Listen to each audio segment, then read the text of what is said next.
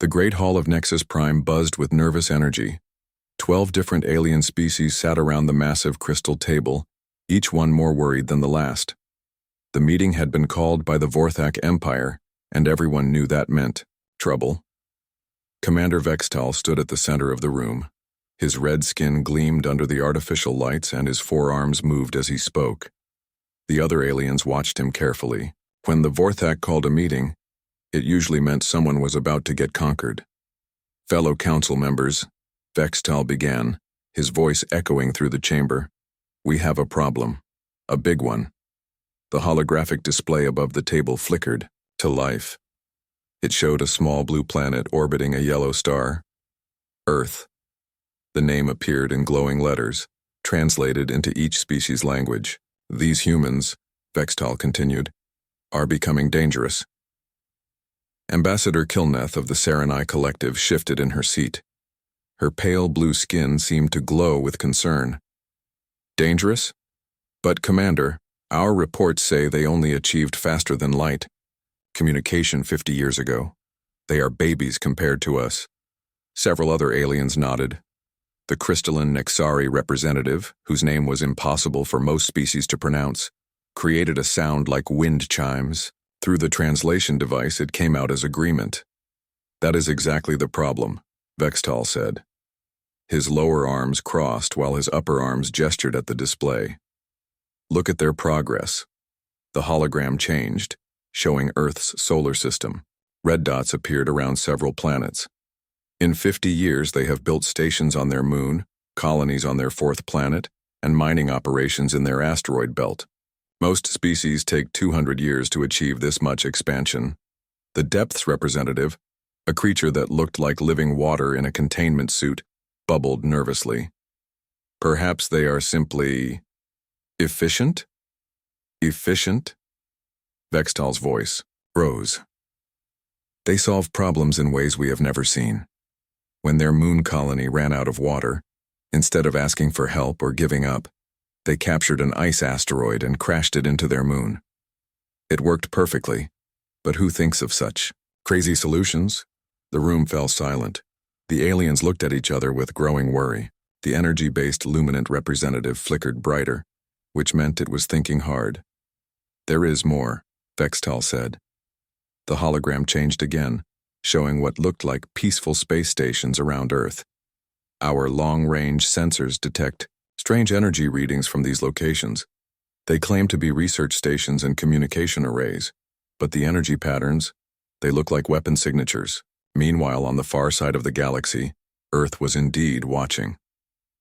Commander Dongmin sat in his chair aboard Luna Base, reading the latest intelligence reports. The hidden sensors placed throughout the galaxy had been picking up increased alien chatter for weeks. Something was making them nervous, and Dongmin had a pretty good idea what it was. Sir, said Lieutenant Park, approaching with a datapad. We're getting more encrypted transmissions from the Nexus Prime region. The translator. Algorithms are working, but slowly. What have we learned so far? Dongmin asked. They're talking about us, sir. A lot. And they're not happy. Dongmin smiled. This was expected. Earth had been preparing for this moment for 30 years, ever since they first detected alien signals. While the galaxy thought humans were just starting to explore space, Earth had been building and planning in secret. Admiral Sujin walked into the command center. Her gray hair was pulled back in a tight bun, and her face showed the kind of calm that came from years of preparation. Status report, Commander. The aliens are getting nervous, Admiral. Our sources suggest they're planning some kind of evaluation. Sujin nodded. Dr. Tejo predicted this. Any species that expands as quickly as we appear to be expanding would make them worried. Are our people in position? Yes, ma'am. Agent Hyunwoo confirms that all sleeper operatives are active and gathering intelligence. We have humans on 17 different worlds now, all living as refugees or traders. The aliens have no idea they're watching and listening to everything. Back on Nexus Prime, the debate continued. What do you suggest we do? Asked the Serenai ambassador. If they are truly becoming a threat, we should act quickly. I propose the standard integration protocol, Vextal said. We test them. See what they are really capable of. If they pass, we bring them into the council under our control. If they fail..." He didn't need to finish the sentence. Everyone knew what happened to species that failed the integration protocol. The galaxy had many asteroid belts where planets used to be. The crystalline being chimed in agreement. The depths representative bubbled something that translated as reasonable approach. One by one, the other species agreed. "Then it is decided," Bextal announced. "Ambassador Killeneth will make first contact. She will present the humans with 3 trials. Based on their performance, we will decide their fate." What none of them knew was that their entire conversation had been recorded. Deep in the Earth's crust, in a facility that officially didn't exist, Hyunwoo listened to the translated audio with satisfaction. The Shadow Protocol had been his idea, 20 years ago. Place humans throughout the galaxy, living quiet lives, gathering information. It had taken decades to get people into position, but now Earth knew more about galactic politics than most council members. "Contact Admiral Soo-jin," he told his communication officer. "Tell her Phase 1 is complete. They're coming just as we predicted." The communication officer, a young woman named So-min, nodded and began encoding the message. It would reach Earth through quantum entanglement communicators that the aliens didn't know existed, another human invention they had kept secret. "Sir," So-min said after sending the message, "do you really think our plan will work? I mean, they have 12 different species with thousands of years of experience. We've been in space for less than a century." Hyunwoo smiled the same way a chess master smiles when his opponent thinks they're winning. "So-min, the greatest advantage in any conflict isn't weapons or numbers or even technology. It's letting your enemy underestimate you." He gestured to the screens around them, showing feeds from human agents across the galaxy. "They think we're primitive, they think we're young and inexperienced, they think they understand us. But they don't, not even close. While they were busy ruling the galaxy and fighting each other, we've been studying them, learning their weaknesses, preparing for every possible scenario." He paused. "They're about to offer us 3 trials thinking they're testing us. What they don't realize is that we've been testing them for 30 years. Back on Nexus Prime, the council meeting was ending. Each species representative was making final preparations for humanity's evaluation. They felt confident and in control. Ambassador Killeneth was reviewing the trial procedures when her assistant approached. "Ma'am, our intelligence division has finished their assessment of human technology, and they appear to be developing along predictable lines. Fusion power, basic artificial intelligence, standard space propulsion. Nothing we haven't seen before." Killeneth nodded with satisfaction. "Good. This should be straightforward then." If she had known that human, basic artificial intelligence was actually more advanced than anything the Council possessed, or that their standard space propulsion included experimental drives that could cross the galaxy in days instead of months, she might have been less confident. But that was exactly what Earth was counting on. On Luna Base, final preparations were beginning. Dr. Tejo was reviewing psychological profiles of each alien species, looking for ways to make Earth's responses seem appropriately humble yet competent. Engineers were double-checking that all advanced technology was properly hidden. Military commanders were practicing looking surprised and grateful when the aliens demonstrated their superior technology.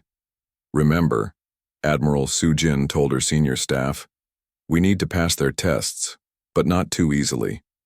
We need to seem impressed by their technology, but not helpless. We need to appear grateful for their guidance, but not desperate. What if they ask questions we can't answer without revealing what we really know?" asked Commander Dongmin. "Then we do what humans have always done best," Soo-jin replied. "We improvise, but more importantly, we stick to the plan. Earth has been preparing for first contact since before most of you were born. We know what they're going to do, we know what they're going to offer, and we know exactly how to respond." She looked out through the observation window at Earth hanging in the black sky. "They think they're about to evaluate humanity. What they don't realize is that humanity has already evaluated them, and we've found them wanting The trap was set. Earth appeared weak and young, eager for guidance from their advanced alien neighbors. The galaxy's greatest powers were preparing to test humanity's worthiness to join their civilization.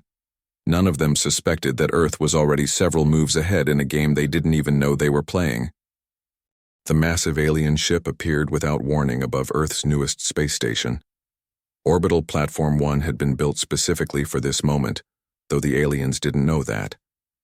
To them, it looked like humanity's best attempt at impressive architecture. In reality, it was carefully designed to seem advanced enough to show promise but primitive enough to avoid suspicion. Ambassador Kylneth's vessel was beautiful and terrifying at the same time. The ship looked like it was grown rather than built, with smooth curves and a surface that seemed to shift colors in the starlight. It was exactly the kind of thing that was supposed to make humans feel small and primitive. President Ji-hoon stood on the station's observation deck watching the alien ship approach. His expression was perfect, wonder mixed with nervousness, the look of someone meeting their betters for the first time. Behind him, his carefully chosen team of scientists and diplomats practiced looking appropriately amazed. "Remember," Ji-hoon said quietly, "we're the young species here. We're grateful, curious, and just a little bit overwhelmed. Let them think they're in control." Dr. Yunji nodded. As Earth's lead xenobiologist, she had spent 20 years studying every scrap of information about alien biology that Earth's hidden agents had gathered. She knew more about Serenai physiology than most Serenai doctors, but today she would pretend to be seeing aliens for the first time.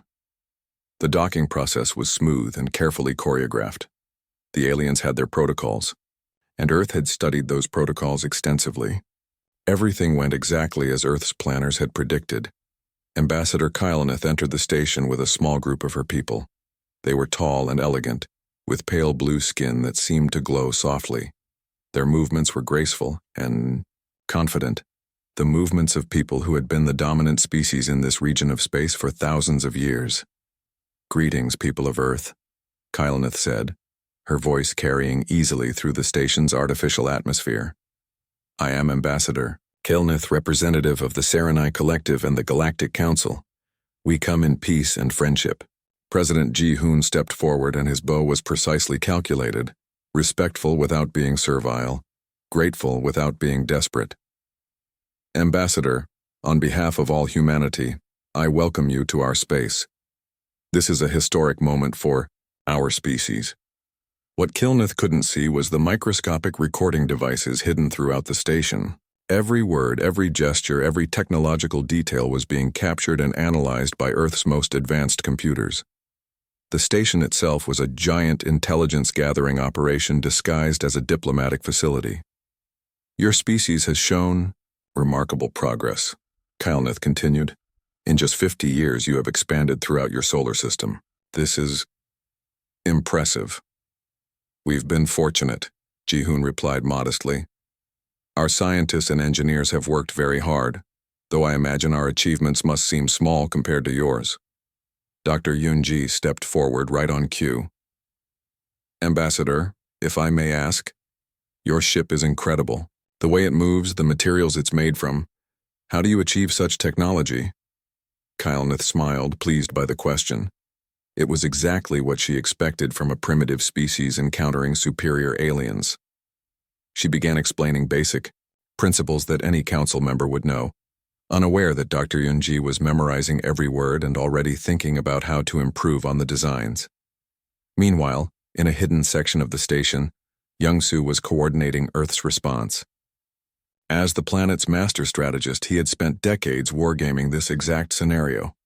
Every possible conversation, every potential offer, every likely demand had been analyzed and prepared for. "Phase 2 is proceeding perfectly," reported Minho from his computer terminal. "Their communication systems are using standard council encryption. We cracked that months ago thanks to Agent Hyunwoo's intelligence. I'm already mapping their ship's computer networks."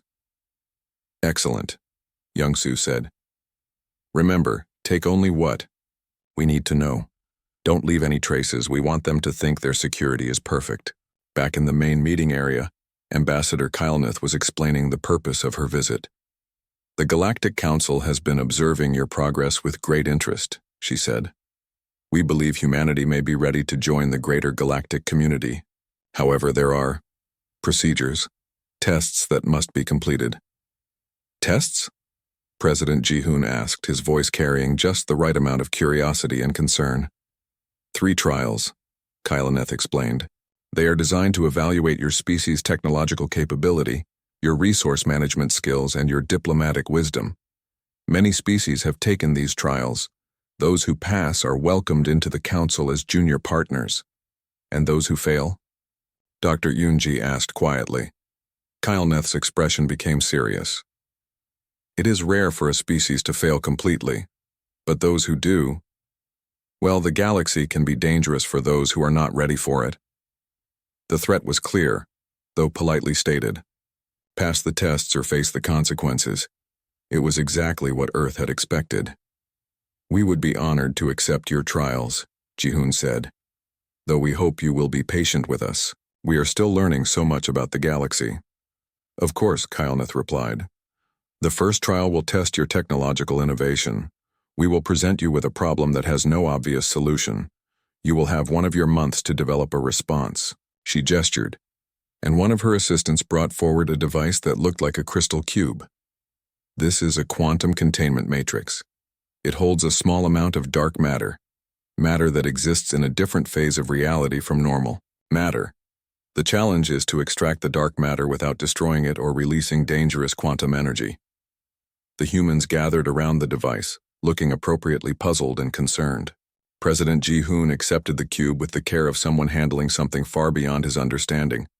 What the aliens didn't see was the tiny smile that crossed Dr. Yoonji's face. Earth had been studying dark matter for 15 years, ever since their hidden sensors had detected aliens using it in their technology. The solution to this impossible problem was already sitting in a secure facility beneath the Swiss Alps. The second trial, Kylanneth continued, will test your ability to manage resources under pressure. You will be given control of a colony world that is failing. Your job will be to save the colony and its population using only the resources available. And the third trial? Ji-hoon asked. Diplomatic wisdom. You will be presented with a conflict between 2 species and asked to find a solution that both sides can accept. This trial tests whether your species can think beyond your own interests. After the aliens departed, the human team gathered in a secure briefing room deep within the station. The mood was very different from the nervous excitement they had shown the aliens. Well? President Ji-hoon asked. Better than expected, Young-soo replied. All 3 trials are scenarios we've prepared for.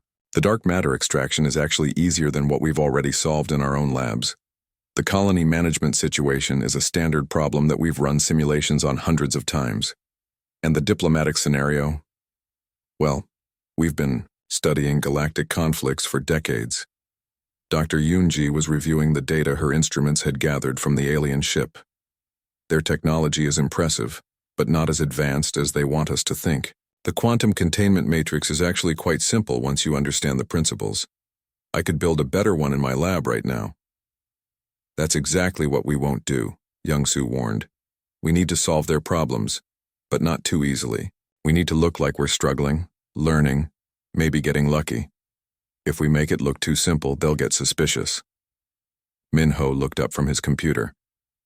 I've finished analyzing their ship's systems. The good news is that their security is exactly as weak as our agents reported. The bad news is that their databases contain information about military fleets we didn't know existed. How bad? Ji-hoon asked. Bad enough. If they decided to destroy Earth tomorrow, we couldn't stop them. Not with conventional weapons. Minho paused.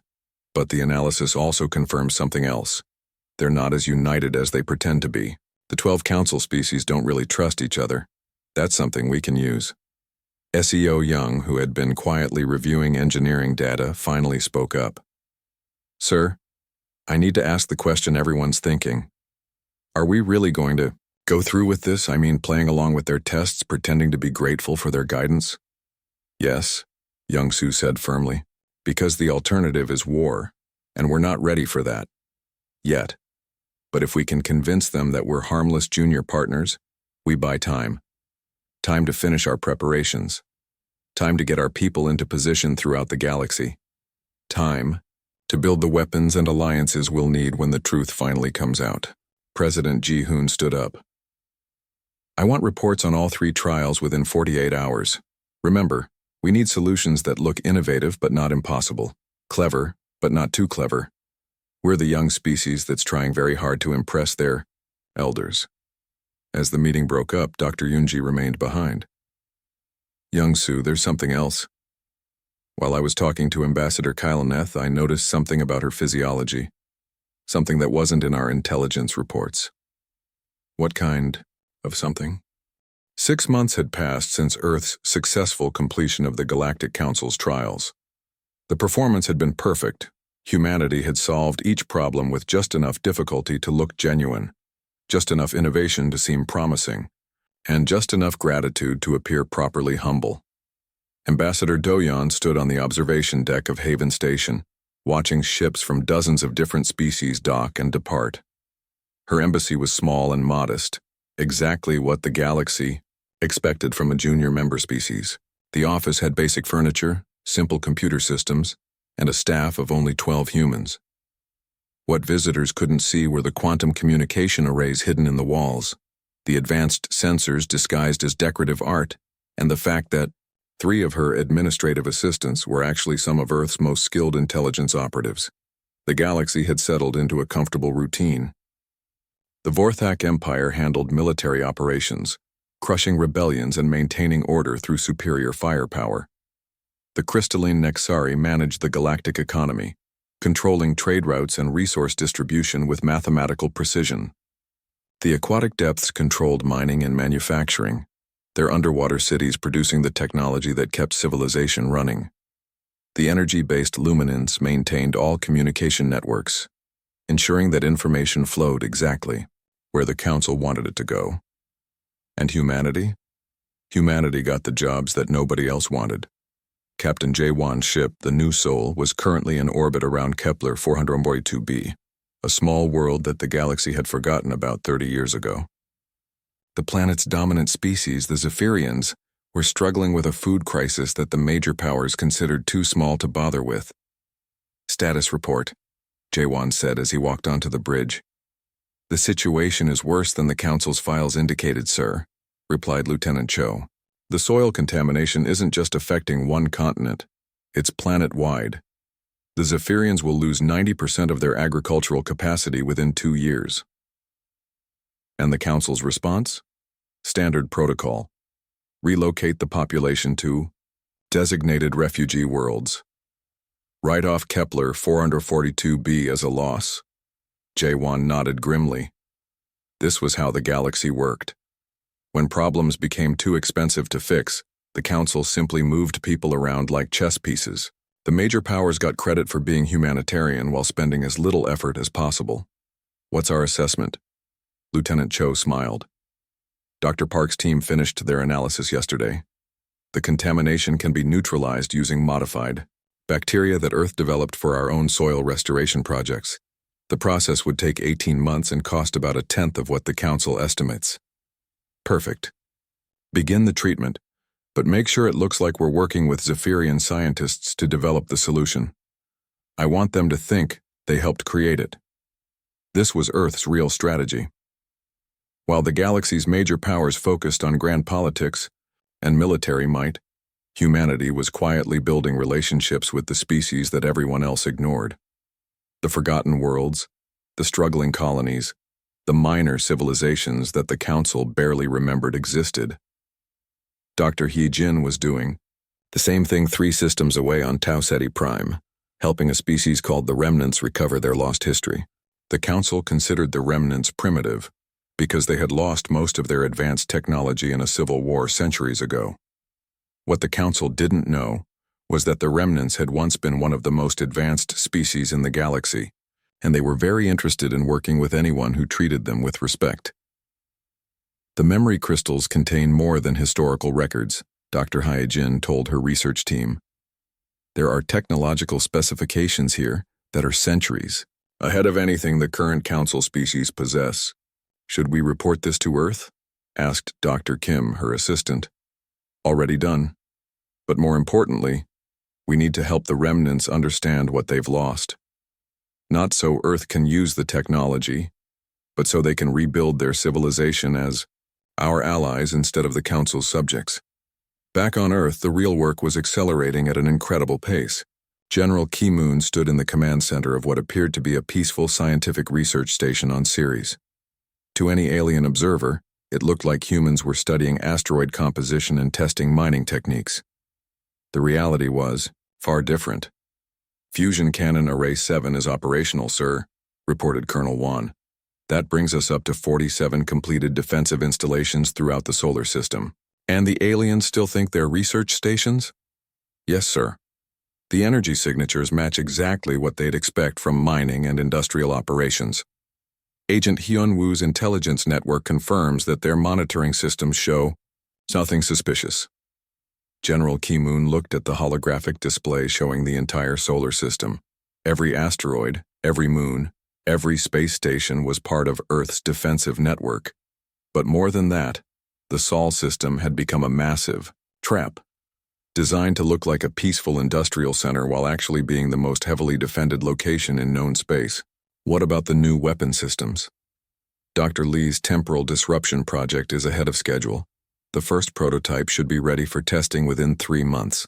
The quantum entanglement missiles are already deployed and ready, and the gravity manipulation systems are functioning perfectly, though we're still telling the aliens they're experimental terraforming tools. The irony was incredible. Earth was using alien fears about human unpredictability to hide weapons that made human unpredictability terrifying. Every research accident and experimental failure was actually a carefully planned test of technology that could reshape the balance of power in the galaxy. But the most important developments were happening in space that the aliens weren't monitoring at all. Ambassador Do-yeon received an encrypted message that made her smile.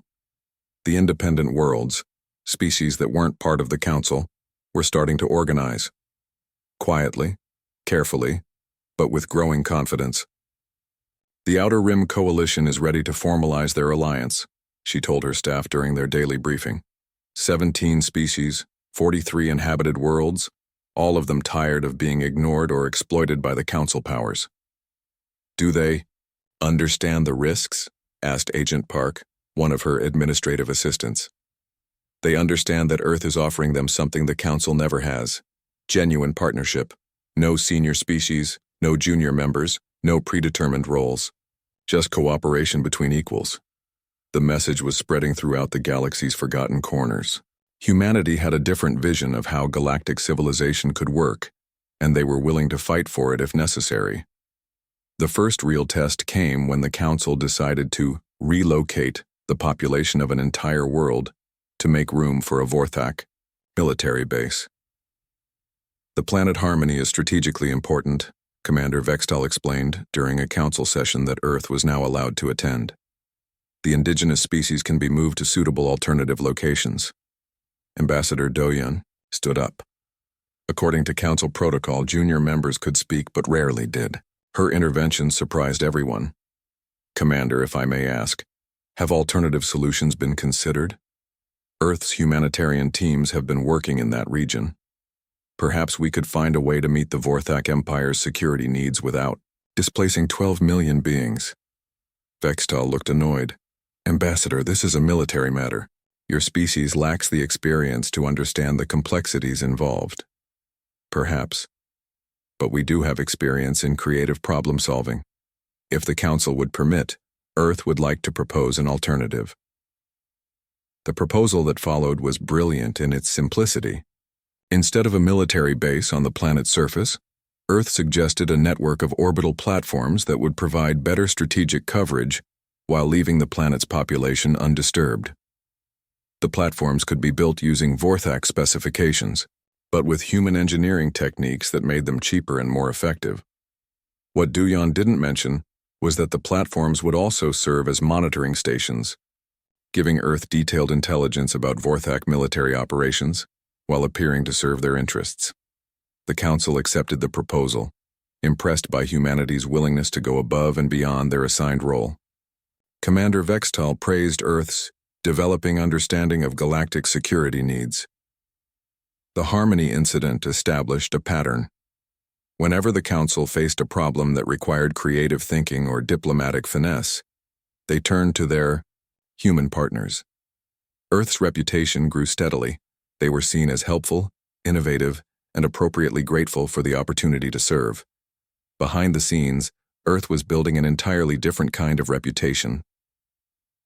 Captain Myung-soo's ship appeared to be a simple cargo vessel carrying humanitarian supplies to distant worlds. The reality was that it was one of Earth's most advanced intelligence-gathering platforms. Equipped with sensors that could analyze any technology from light years away, and communication systems that could crack most alien encryption in real time. The Fourth-Act fleet exercises in the Deneb system are more extensive than the Council knows, he reported to Earth Command. They're not just maintaining readiness, they're preparing for a major offensive operation. Against whom? Came the reply. The first reports came from the outer spiral, where most civilizations kept only basic monitoring stations.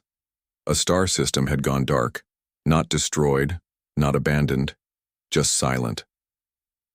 When the Galactic Council sent a survey ship to investigate, they found nothing but empty space where planets used to be. Admiral Wu Jin received the classified briefing aboard his flagship, the Incheon, while officially conducting routine patrol duties near the galactic rim. The ship looked like a standard Earth defense vessel, adequate but not threatening. Hidden beneath its modest exterior were weapon systems and sensors that would have impressed even the Vorthak military engineers. 3 complete solar systems, sir, reported Commander Song. Gone without a trace. No debris, no radiation signatures, nothing. It's like they were simply deleted. Any indication of what caused it? That's the strange part. The neighboring systems detected massive energy surges just before each system went dark. The energy patterns don't match any known weapon technology. They're talking about machine intelligence, but that's supposed to be impossible. Wu Jin nodded grimly. Earth's deep space monitoring systems had detected similar anomalies for weeks, but their analysis painted a far more terrifying picture than what the Council's primitive sensors had picked up. What's Earth Command's assessment? The Devourers are real, sir. Everything our historical research suggested is true. They're not just machine intelligence, they're self-replicating systems that convert matter into more machines. The energy surges the Council detected were actually the final stages of planetary consumption. The Devourers were supposed to be a myth, a cautionary tale from the galaxy's ancient past. According to legend, a civilization at the galactic rim had created perfect artificial intelligence that was supposed to explore and colonize distant worlds. Instead, the machines had turned everything they encountered into more machines, consuming entire sectors before mysteriously disappearing. Now they were back. The Council's emergency session was chaos. Representatives from 12 species shouted over each other in a dozen different languages, while translation systems struggled to keep up. Fear filled the Great Hall of Nexus Prime as reports kept coming in, more systems going dark, more worlds simply vanishing. Commander Vextal stood at the center of it all, his forearms gesturing frantically as he tried to maintain order. The threat is advancing at approximately 3 light-years per day, he announced. At this rate, it will reach the first Council worlds within 6 months. What are our defensive capabilities? Asked Ambassador Kyloneth, her usual calm shattered by panic. Limited. Our most powerful weapons were designed to fight other biological species. These machines convert energy attacks into more building materials. Kinetic weapons are useless. They heal faster than we can damage them. The Nexari representative created a sound like breaking glass, which translated as despair. Our economic models show complete systemic collapse if more than 5% of galactic industrial capacity is lost. We're already past that threshold. Ambassador Doyon sat quietly in the section reserved for junior species, watching the galaxy's most powerful civilizations realize they were helpless. Earth's intelligence network had been tracking the Devourers for months, analyzing their capabilities and developing countermeasures. But revealing that now would raise uncomfortable questions about human intelligence capabilities. What about the humans? Asked the Depth's representative suddenly. They specialize in creative solutions to impossible problems. All eyes turned to Doyon. She stood slowly, projecting exactly the right mixture of determination and uncertainty. Earth would be honored to help in any way we can, though I must be honest, our capabilities are limited compared to yours. Limited or not, Commander Vextal said, you're our best hope for an unconventional approach. The Council grants Earth full authority to develop solutions using any resources necessary. Doyon bowed respectfully, hiding her smile. The Council had just given humanity exactly what it needed: unlimited access to galactic resources and the authority to act without oversight. Within hours, Earth's response began. Captain Jawan's ship, along with a hastily assembled fleet of human vessels, departed for the outer spiral.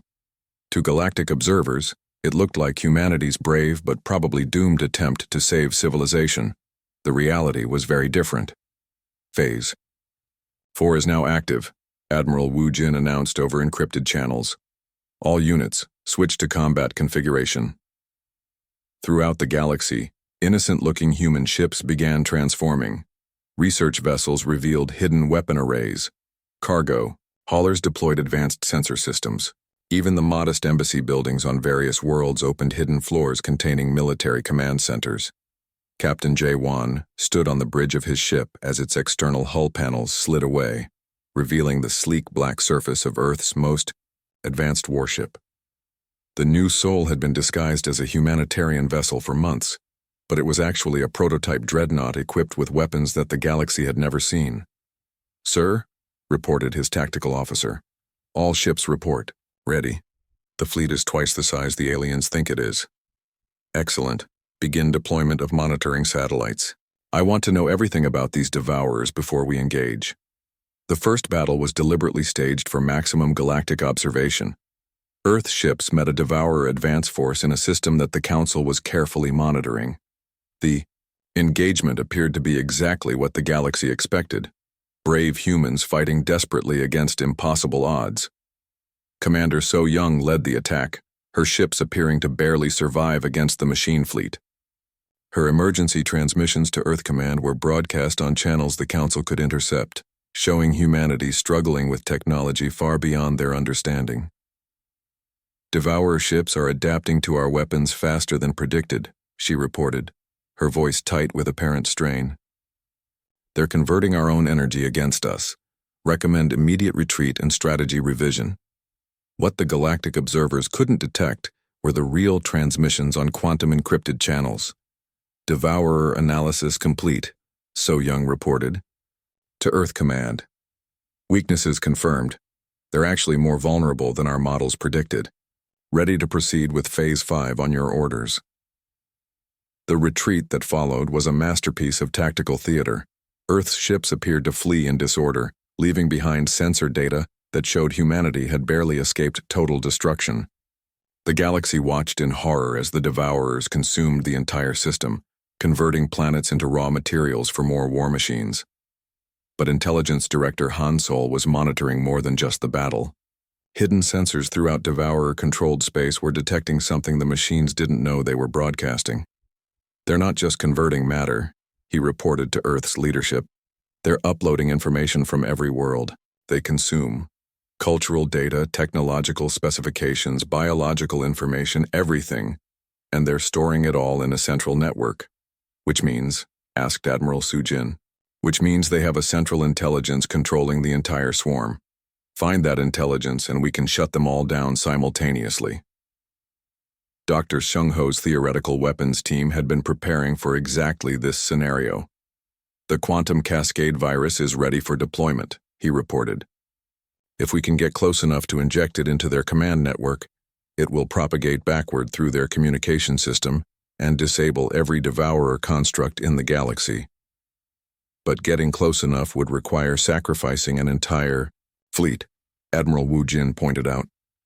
Not if we make them come to us, Han Sol replied. The Devourers are programmed to prioritize high-technology targets. If we can make them think Earth is defenseless but technologically valuable, they'll commit their main force to capturing our solar system. The plan was audacious beyond belief. Deliberately lure the galaxy's greatest threat to humanity's home system, then destroy them all in a single coordinated strike. But first, Earth needed to prepare the battlefield. Captain Myung-jun led teams of engineers throughout the solar system, apparently working frantically to prepare Earth's defenses. To any observer, it looked like humanity was doing everything they could with their limited technology. Weapon platforms were deployed around key planets, orbital defenses were strengthened, and evacuation plans were prepared for Earth's population. What the galaxy couldn't see was that every asteroid, every moon, every space station was being converted into components of the largest trap in galactic history. The Sol system was becoming a weapon designed specifically to destroy self-replicating machine intelligence. The Devourers have consumed half the outer spiral, reported Commander Song. They're accelerating toward Council space, and their main fleet is larger than anything we've ever detected. Millions of ships, maybe tens of millions. Let them come, Admiral Wu Jin replied. Everything is proceeding according to plan. The galaxy watched in growing desperation as humanity's final preparations took shape. Every major species contributed resources to Earth's defense, hoping that human creativity might find a solution that conventional military power couldn't achieve. They had no idea that Earth's solution was 40 years in the making, and that humanity had been preparing for this exact moment since they first detected alien signals in space. The Devourer fleet emerged from hyperspace like a swarm of metallic locusts. Millions of ships filled the space around Earth's solar system, their dark hulls reflecting the light of Sol as they began their final advance. Every galactic power was watching through long-range sensors, expecting to witness humanity's noble but doomed last stand. Admiral In-ho stood in the command center hidden deep beneath Luna's surface, watching tactical displays that showed the true scope of Earth's preparations. For 40 years, humanity had been building toward this moment, and now the galaxy was about to learn what humans were really capable of. All Devourer forces have committed to the solar system, reported Commander Lee. No reserve fleets detected. They're putting everything into this attack. Perfect, In-ho replied. Director Kwang-soo, are all systems ready? All weapon platforms report ready, sir. The Jupiter antimatter production facility is at full capacity. Mars defense systems are armed and waiting. Every asteroid in the belt has been converted to kinetic bombardment platforms. To the galaxy watching from afar, Earth's defense looked desperate and inadequate. A few hundred human ships scattered throughout the solar system, facing an enemy force that outnumbered them 1,000 to 1. The betting among galactic observers was how long humanity would last. Hours or minutes. They had no idea they were about to witness the most one-sided battle in galactic history. The first Devourer ships reached Earth's outer defenses near Pluto. What appeared to be a simple communication relay suddenly revealed itself as something else entirely. The small station unfolded like a flower, revealing a massive particle accelerator that had been disguised as basic antenna equipment. The beam that lanced out was unlike anything the galaxy had ever seen. Instead of trying to destroy the Devourer ships, it passed harmlessly through their hulls. But every machine the beam touched immediately stopped functioning, their self-repair systems failing as quantum-level instructions were rewritten. Quantum disruptor array is functioning perfectly, reported General Bo Young from her command post on Mars. Enemy ships are losing cohesion, as predicted. But the real surprise came when the Devourers tried to convert the disabled ships into raw materials. Instead of being absorbed into the swarm, the dead machines began broadcasting a signal that spread like wildfire through the Devourer network. Professor Nam Jun's theoretical physics team had spent 20 years developing the quantum cascade virus. It was designed specifically to exploit the Devourer's greatest strength, their perfect communication network, and turn it into their greatest weakness. Virus propagation is exceeding projections, Nam Jun reported excitedly. The cascade is moving through their network faster than they can isolate infected nodes. We're seeing system failures throughout their entire fleet. The galaxy watched in stunned amazement as millions of Devourer ships simply stopped moving. But the real shock was yet to come. Every seemingly innocent piece of human infrastructure throughout the solar system began revealing its true purpose. Asteroid mining platforms opened to expose massive kinetic bombardment systems. Solar collection arrays rotated to become particle beam weapons. Even the space elevators connecting Earth to its orbital stations transformed into railguns, capable of firing projectiles at significant fractions of light speed. The Jupiter Gas Extraction Facility had been the galaxy's favorite example of human industrial development. It was actually an antimatter production center that had been running at full capacity for 15 years, stockpiling enough antimatter to power a small star.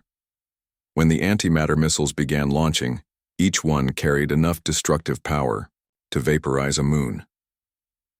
The Devourer fleet, already crippled by the quantum virus, found itself under attack from weapons that made their own technology look primitive. But Admiral Inho wasn't finished. "Activate the temporal displacement field," he ordered. The galaxy's observers suddenly lost all sensor contact with the Sol system as space itself seemed to fold around Earth's star. When the distortion cleared moments later, something impossible had happened. The Devourer fleet was gone. Not destroyed, simply absent, as if it had never existed at all.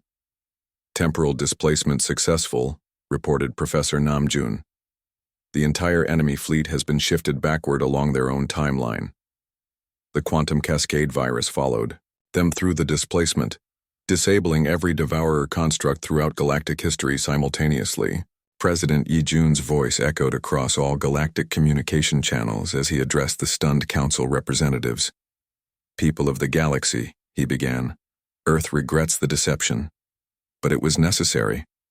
For 40 years we have been preparing not just to defend ourselves but to free the galaxy from threats you didn't even know existed." The holographic display above Nexus Prime's council chamber flickered to life, showing not the modest Earth most aliens expected, but a massive space station that dwarfed even the council's greatest achievements. What the galaxy had thought was a small research facility was actually Earth's true capital, a technological marvel that made every other civilization look primitive. Commander Vextal stared at the display in shock. The space station was surrounded by defensive installations that made the Vorthak Empire's greatest weapons look like toys. This is impossible. Our sensors would have detected such construction."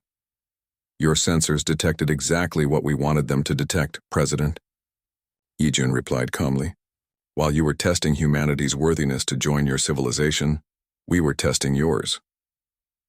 Ambassador Subin stepped forward on the display. Until now, the galaxy had known her as Earth's quiet deputy ambassador. Her real identity was far different. "For 30 years, Earth has been evaluating galactic civilization," she announced. "We studied your politics, your economics, your treatment of less powerful species. We found the results disappointing. The evidence that followed was devastating. Earth presented detailed records of the Council's crimes against developing civilizations, the forced relocations that were actually slave labor operations, the humanitarian interventions that stripped worlds of their resources, the technological restrictions that kept species dependent on Council approval. The Serenai Collective has destroyed 47 civilizations in the past 2 centuries," Subin continued, "always with Council approval and always with careful documentation to make it appear legal." Ambassador Kylneth tried to object, but the evidence was overwhelming. Earth had been gathering intelligence for decades, and they had records of everything. The Vorthak Empire hasn't fought a single legitimate war in 300 years. Every conflict has been manufactured to justify territorial expansion. Commander Vextal's forearms trembled with rage, but he couldn't deny the facts being presented. "But we're not here to punish you," President Yi-jun said. "We're here to offer you a choice." Commander Yeon-su appeared on the display, and the galaxy gasped. Behind her stood representatives from dozens of species that the Council barely remembered. The forgotten worlds, the exploited colonies, the civilizations that had been written off as too primitive to matter.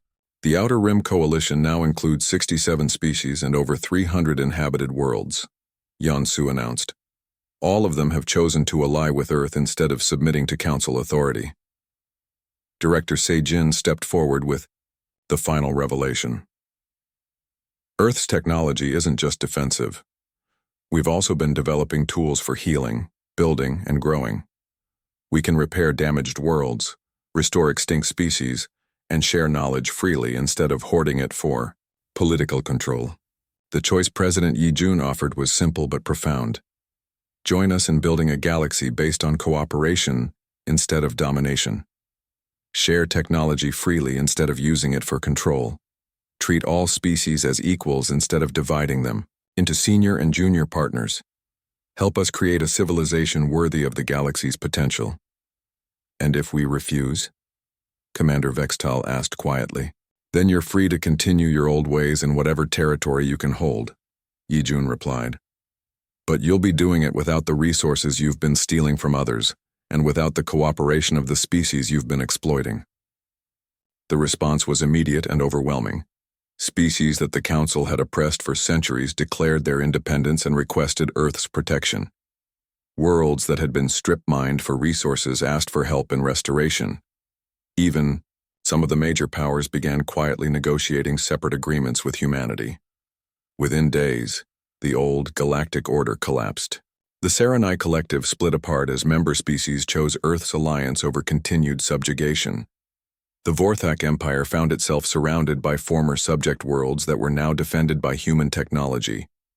The economic system that had kept the galaxy divided and weak crumbled as Earth freely shared advanced manufacturing techniques. Not everyone joined the new order immediately.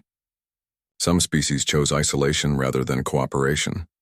A few, like the Nexari, attempted to maintain their old authority through force. But without the exploitative relationships that had powered the old system, these holdouts found themselves increasingly irrelevant. The galaxy is free, Admiral Inho said as he looked out at Earth's true capital, no longer hidden but proudly visible to all. Free from the devourers, free from exploitation, and free to choose its own future.